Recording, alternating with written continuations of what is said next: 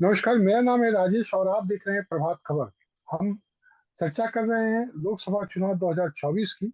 और लोकसभा 24 के पहले फेज में बिहार में 4 लोकसभा सीट पर चुनाव होने हैं। उनमें गया, नवादा, औरंगाबाद और जमुई है। गया सबसे ज्यादा इम्पोर्टेंट है इन चारों लोकसभा चुनाव क्षेत्र में। कल प्रधानमंत्री की यहाँ पर सभा भी होनी है। बिहार के पूर्व मुख्यमंत्री जीतन मांझी यहाँ अपने एक बार फिर से भाग्य आजमा रहे हैं। उनके खिलाफ में प्रत्याशी के रूप में सरजीत है आरजेडी के। हम इन सारे मुद्दे पर वहाँ का क्या हाल है, कैसा लोगों का रुझान है, प्रधानमंत्री के आने के लेकर कैसा उत्साह है, या फिर किस तरह का माहौल बन रहा है, इन सारी चीजों पर चर्चा करेंगे। हमारे साथ जुड़े हैं गया से हमारे सीनियर साथी कंचन जी। कंचन जी, स्वागत है आपका प्रभात खबर के डिजिटल प्लेटफॉर्म पे। जी धन्यवाद। आज क्या माहौल है अभी गया में? अभी तो यहाँ से वैसे तो 15 उम्मीदवार हैं, लेकिन दो ही उम्मीदवार आमने सामने हैं। एक एनडीए समर्थित हम पार्टी से जीतन राम मांझी हैं, जो पूर्व सीएम भी रहे हैं। और दूसरा है महागठबंधन समर्थित राजद से हैं कुमार सर्वजीत, पूर्व मंत्री। और इन्हीं दोनों के बीच में अभी सीधा मुकाबला है, सीधा आमने सामने का टक्कर कहा जाए तो ये है। अभी तक जो स्थिति है, चूंकि अब कल प्रधानमंत्री का कार्यक्रम है यहाँ पर, प्रधानमंत्री के कार्यक्रम के बाद फिर स्थिति थोड़ी और स्पष्ट होगी।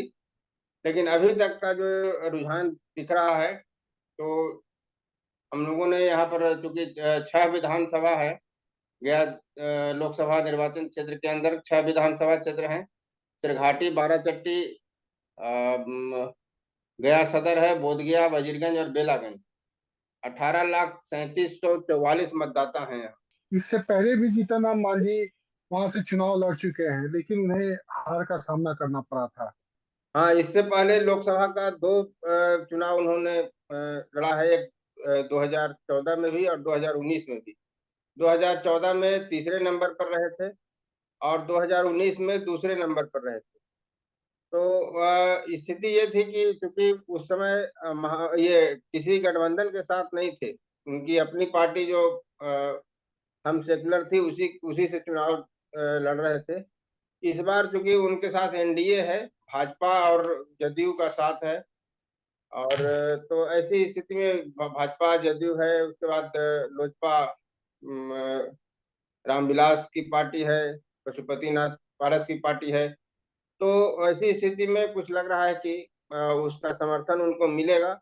हालांकि अ, जो पासवान का जो वोट है, उसमें माने बंटवारे की संभावना है, दिख रही है। क्योंकि उधर आरजेडी से जो उम्मीदवार हैं वो पासवान जाते ही आते हैं। और उनके फादर भी विधायक भी रहे हैं यहाँ के 2 बार, एक बार सांसद भी रहे हैं। तो उन्होंने जो कुछ किया है अपने बिरादरी के लिए, तो उनका लाभ मिलेगा उनकी पार्टी, उनके जो उम्मीदवार है कुमार सर्वजीत को। लेकिन चिराग और पशुपति नाथ पारस की वजह से उस वोट में कुछ इधर भी पासवान वोट इधर भी कुछ मिलेगा इनको। लेकिन कुल मिला जुला करके जो पिछले बार का जो आपने अभी कहा कि हार का सामना करना पड़ा था, तो वो ये इसलिए कि सिर्फ और सिर्फ हम पार्टी उस समय थी। लेकिन इस बार उनके साथ महागठबंधन, इनके साथ गठबंधन है, एनडीए गठबंधन है, इसलिए उसका लाभ उनको मिलेगा। जातीय समीकरण के हिसाब से देखें तो गया लोकसभा क्षेत्र में जातीय समीकरण क्या कर रहा है? वो मांझी जी के फेवर में है, या उनके खिलाफ में है, या फिर सरजीत जी के फेवर में है? हम बात कर रहे हैं जातीय समीकरण एनडीए और इंडिया महागठबंधन की, कि दोनों का जो जातीय समीकरण बन रहा है उसमें कहाँ बैठ रहे हैं दोनों प्रत्याशी? जातीय समीकरण की जब जहां तक बात आती है, तो जो शहरी विधानसभा क्षेत्र है वो चूंकि भाजपा डोमिनेटेड है। भाजपा से ये यहाँ पर वैश्य समुदाय के ज्यादा लोग हैं, कास्ट समाज के लोग हैं, बाकी और भी हैं, अपर कास्ट है। तो वैसी स्थिति में यहाँ पर जो खास करके जो शहरी विधानसभा क्षेत्र है, वो शुरू से भाजपा का ही रहा है। और अभी तक 8 बार विधायक भी रहे हैं भाजपा से, प्रेम कुमार लगातार जीतते रहे हैं। बाकी जो ग्रामीण इलाके हैं जहाँ और ये जो 5 विधानसभा क्षेत्र है, तो उसमें अधिकतर जो वोट का जो समीकरण है वो ज्यादा से ज्यादातर अनुसूचित जातियों का है। तो उसका लाभ जीतन राम मांझी को इसलिए मिलेगा कि चूंकि वो पहले से ही अ, मांझी जाति को एकजुट करने में लगे रहे हैं, तो उसका लाभ तो उनको मिलेगा। और लेकिन यादव और माई का जो समीकरण है, यादव और मुस्लिम समीकरण, वह भी मतलब इनको परेशानी में डालेगा। ऐसी बात नहीं है कि मतलब बहुत सीधा ये है टक्कर, मतलब ये कहा जाए कि मुकाबला बहुत कठिन है दोनों के बीच में। महागठबंधन के कोई बड़ा नेता वहां पर अभी तक रैली की कि नहीं, जनसभा हुई कि नहीं उनकी? महागठबंधन के जो दूसरी पार्टियां, मैंने अभी अभी आपको बताया भी कि जो दूसरी पार्टियां वो भीतरघात का सामना इनको करना पड़ रहा है। तो सिर्फ और सिर्फ तेजस्वी यादव और मुकेश सहनी का ही कार्यक्रम हुआ है, और उनकी कई रैलियां हुई हैं यहाँ पर लगातार। आज भी हुई है, लगातार कई रैलियां हुई हैं। लेकिन और भी कांग्रेस या वाम दलों के किसी बड़े नेताओं का यहाँ पर कोई कार्यक्रम नहीं हुआ है, कोई उनका उनकी कोई चुनावी सभा नहीं हुई। भीड़ जो जुट रही है, सभा में आ रही है, उसका मन मिजाज क्या कह रहा है? क्या कुछ अ, वो लोग बता रहे हैं या फिर अभी चुप्पी साधे हुए हैं? नहीं, अभी मतदाता चुप्पी साधे हैं, मतदाता में बहुत वो नहीं है। तो जो बातें आ रही है वो दोनों पक्ष की बातें आ रही है। अभी मतदाता बहुत खुल करके नहीं आ रहे हैं।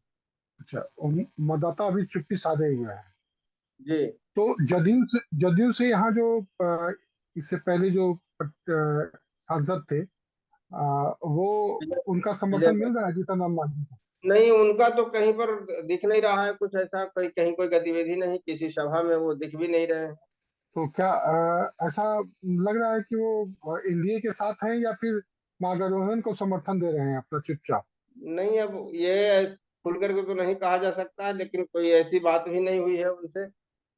हैं तो एनडीए के साथ ही, महागठबंधन के साथ तो अभी नहीं है। हैं तो एनडीए के साथ ही, लेकिन कहीं भी सभा या किसी ये में जा नहीं रहे हैं। कल प्रधानमंत्री की सभा को लेकर कितना उत्साहित है भाजपा कार्यकर्ता?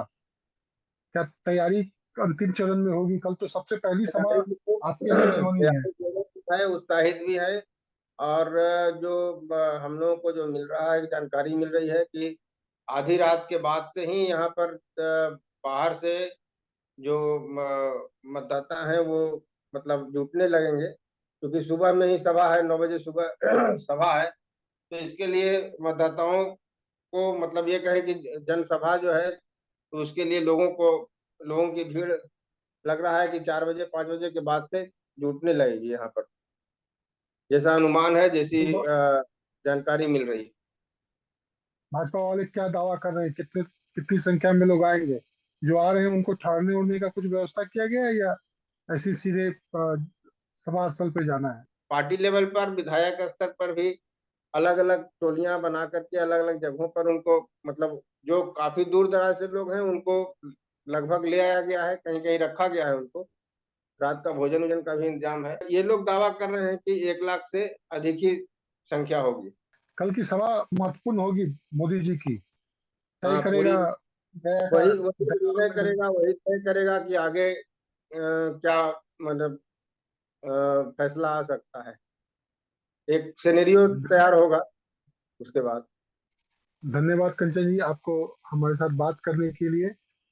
गया में कल मोदी जी की सभा है, मोदी जी की पीएम मोदी की सभा यह तय करेगी कि गया में किस तरह का जनादेश मिलेगा, लोग का किसके प्रति झुकाव होगा, वहां पर कौन जीतेंगे और हारेंगे।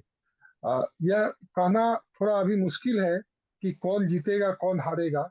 दोनों के अपने अपने दावे हैं, दोनों को अपने अपने पक्ष हैं, दोनों का अपना अपना समीकरण है।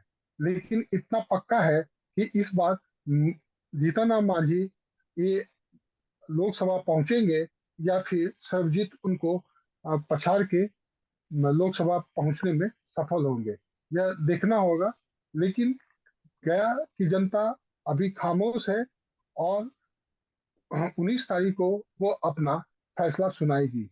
इसके बाद ही पता चल पाएगा कि गया में कमल खिलेगा या लालटेन की रोशनी से जले होगा। ऐसी ही तमाम वीडियो देखने के लिए आप हमारे साथ जुड़े रहें। नमस्कार। प्रभात खबर .com, विश्वास वही, रफ्तार नहीं।